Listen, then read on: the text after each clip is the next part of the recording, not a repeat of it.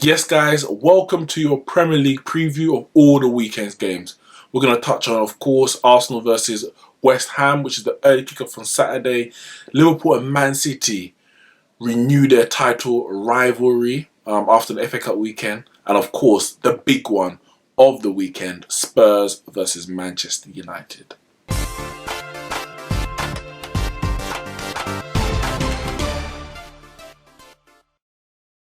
Starting on the Saturday, today, you should be watching this today. West Ham versus Arsenal at the London Stadium. It's the early kickoff, and two teams with two different expectations. West Ham, really, I wouldn't say they're in a relegation battle, because no, they've had some very good results in the last few months, but it's a bit of a mixed bag. At the moment, they're mid-table 10th, but they are aiming to get into maybe a 7th, 8th position, possibly the last Europa League spot, depending on who wins the domestic trophies, Carabao and FA Cup. Arsenal, of course, they are fighting for top four. It's a free horse race for that last Champions League position between Chelsea, Manchester United and themselves. So they'll be looking to get a win early doors and put some pressure on their rivals. Aubameyang, top goal scorer in the Premier League, he is on form, on fire. He got a goal in their last Premier League game against Fulham. Yeah, 4-1 against Fulham. Arsenal won.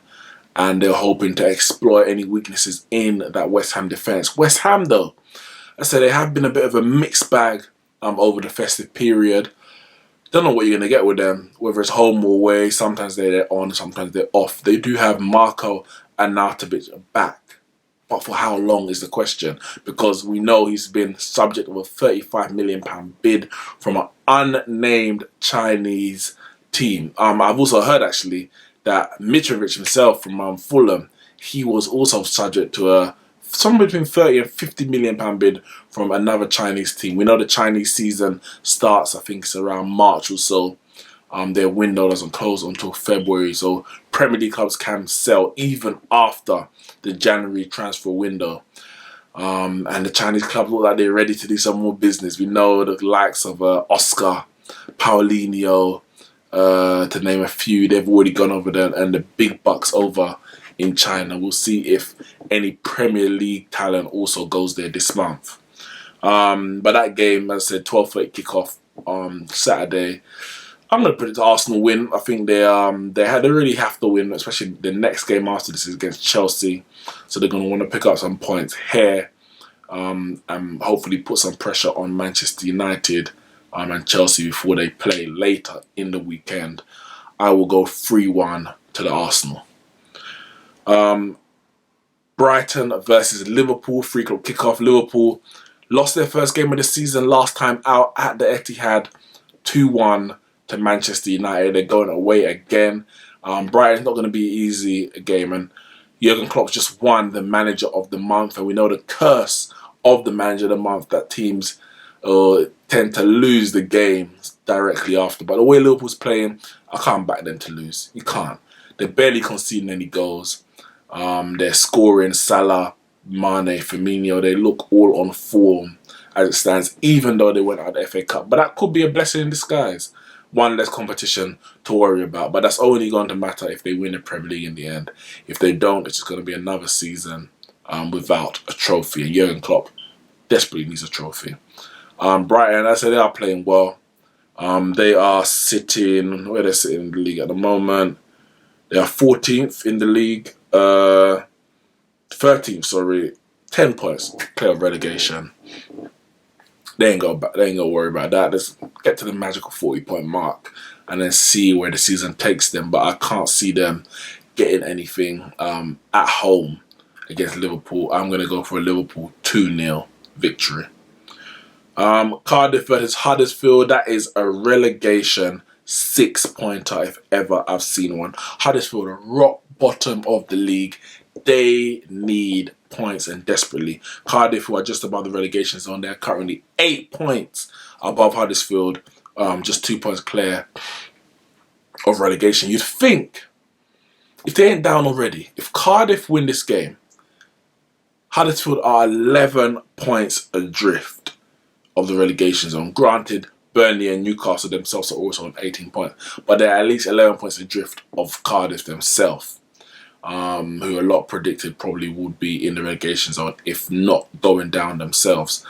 Huddersfield need a win, and they need it bad. If they don't get a win, if you haven't done it already, you write them off. They're going down. But they desperately need a win away at Cardiff. Burnley versus Fulham, another relegation 6-pointer. Fulham under Ranieri, who are second bottom of the league. They've had some decent defensive performances recently, drawing 0-0, winning 1-0, should I say, and drawing 1-1 against Wolves recently. Last time out, however, they were thumped 4-1 by Arsenal, and on the back of that, they lost their FA Cup tie. But it's, again, for them, that's probably one less distraction as well. A distraction they didn't need, however, as I mentioned at the beginning, was a bid of around 50 million. Let me just check my sources. Yes, 50 million that they rejected from an unknown Chinese club for their star striker, Alexander Mitrovic. They cannot afford to lose him. As a matter of fact, Ranieri's only been talking about signing players this January, and he said that they're going to need to sign someone if they are to stay up. Some experience, someone that can, some know-how that can get them through this this relegation battle. They definitely wouldn't want to believe in losing Mitrovic. And they've turned down that mammoth offer. Leicester versus Southampton. Leicester playing very well. Southampton, not so. Southampton are the third and final team in the relegation battle. And Leicester are flying high in 7th. Southampton, again, these are games that they really need to win. All the teams around them are playing each other, so at least 2 of those teams, if not all 4, are going to be dropping points. This is your chance to get 3 points and pull clear of some teams or close the gap on others. It ain't going to be easy. Leicester ain't an easy place to go, but they are playing better, Southampton. They're defensively stronger. They've got goal scorers in Ings, Austin. I think Gabby Dean's actually going to be sold this summer, or this winter. But Nathan Redmond's team coming back to some form.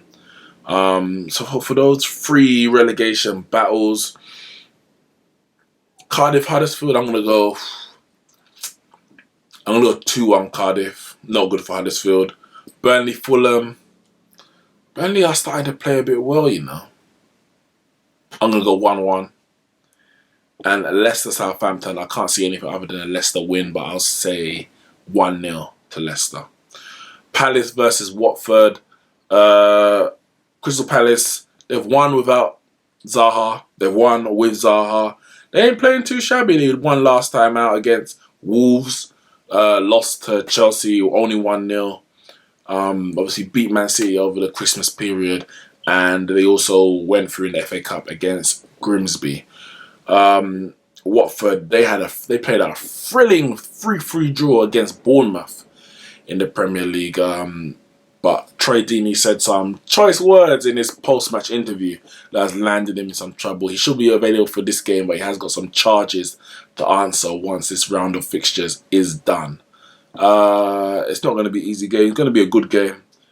I am predicting 2-1 to Watford. And the evening kickoff on Saturday is Chelsea versus Newcastle. Now, Chelsea, they're sitting in 4th. But they're not even playing, you could say, like the 4th best team in England. I know the point is the table doesn't lie. But if we're just talking about form, they've scored 38 goals. Like, at one point, Manchester United were, negative goal difference, struggling to score. But right now, Chelsea look like they're struggling to score. They lost their League Cup, EFL Cup game against Tottenham. They beat Nottingham Forest in the FA Cup. Drew with Southampton before that. Just scraped past Palace. Just scraped past Watford. Lost to Leicester. Scraped past Bournemouth. They're struggling to score. They're struggling to score goals. They don't have a striker. Hazard is who they're relying on. They need a number 9, and they need him now. This is the month. If they don't get number 9, I think their top 4 places is at massive, massive risk. Not just at risk, at massive risk. Man United and Arsenal can't defend. But at the moment, Man United and Arsenal can score goals. And from different people in the team. Chelsea, they're struggling. Now they're playing Callum Hudson-Odoi to really fend off interest from Bayern Munich. But I saw him playing the EFL Cup and he's crossing the ball. Good, brilliant crosses, good crosses. He's a good winger. But they ain't got a striker in the box. They got Hazard playing through the middle as a false 9. Who's he crossing to? Who's getting on the end? Hazard doesn't even like to play up front. He said it himself, I'm not a striker. He likes to play out wide and come in and affect the game from deep. But who is going to be in the middle to get their goals? We've heard about Higuain, heard about Callum Wilson, 50 million. They need someone, desperately. If it was me personally, I would go for Callum Wilson over Higuain. Yes, Higuain is proven, experienced, but he ain't the Higuain of old. This is a different Higuain. And Chelsea have a lot of players who are on the edge of, who've just passed their peak. Pedro, Willian, themselves up top. Gary Cahill. I would argue even the likes of Alonso, David Luiz, even though David Luiz isn't having a bad season. But I'll definitely go for Callum Wilson. He knows the Premier League. It's just a case of him adapting to his teammates and the style. Yes, Higuain has played under Sarri, but the Premier League is a different kettle of fish. It's a different animal. You can't just come over here because you banged X amount of goals elsewhere. And they're even banging that many goals right now. I think that's a risk if Chelsea go for Higuain over Callum Wilson. If it's the only option, cool. You need to get in the top 4, you go for Higuain. But if you got a chance of getting Callum Wilson, I think you snap that up. He's got years left on him. England international now. And I think he's built his hold-up play, link play would help Hazard, but also he's a threat in the box, in the air and on the ground. So I think that's definitely someone who Chelsea need to be aiming at. They've called back Michy Batshuayi from his loan spell at Valencia. He only got 1 league goal all season. So if you're resting their hopes on him getting in the top 4, it's going to be a long old year. And going on to Sunday. A super Sunday. Not the Everton versus Bournemouth. I think that could be actually a thrilling game. Both teams are not brilliant defensively. Marco Silva's still got a lot of work to do on their defence. Bournemouth on a bit of a bad run of form. They did get back into a 3-3 against Watford, but I think that could be a thrilling game. Actually, just rewinding a bit, Chelsea versus Newcastle. Newcastle can't score. They're struggling themselves. I think Chelsea will nick it. I say nick it. 2-0, I would say, at Stamford Bridge. That should be about right. Hazard to get on the score sheet, of course. But yes, Everton versus Bournemouth, that could be, in terms of goals anyway, that could be the game of the weekend. Easily. Both got scorers on the team. As I said, neither can really defend. Even their attackers like to defend, the likes of Digne from Everton. That's a hard one to call. I'm going to go 3-2 Everton. Yeah, I think that's going to be a good game. 3-2 Everton. But the big one. My beloved, the big one. Spurs host Manchester United. 4:30 kickoff on Sunday. This is the big test. Ole Gunnar Solskjaer, this is your time. You've had 4 Premier League games of relative ease. 1 FA Cup game against a Championship side. This is your big test. This is your audition. And as a matter of fact, Pochettino, this is your audition as well. This could be the game that says you're ready to be a Manchester United manager. I mean, for me, I'll take you now. But Solskjaer, this could be the game for you to say, you are a Manchester United manager. These are the games that's going to determine what happens at the end of the season. It's all good being the Bournemouth, the Newcastle, the Cardiffs and Huddersfields and Readings. That's all good and well and good, and you have to beat them. You have to beat them. Last season we lost to all 3 promoted sides, and that really affected us in a possible title challenge. But that ain't what separates you from the best from the rest. Because the best beat these teams anyway. It's what you do around the teams around you. Liverpool and Man City, they beat the teams around them. That's why they are where they are. Solskjaer, you have to beat them. You have to beat Spurs. Wind it back.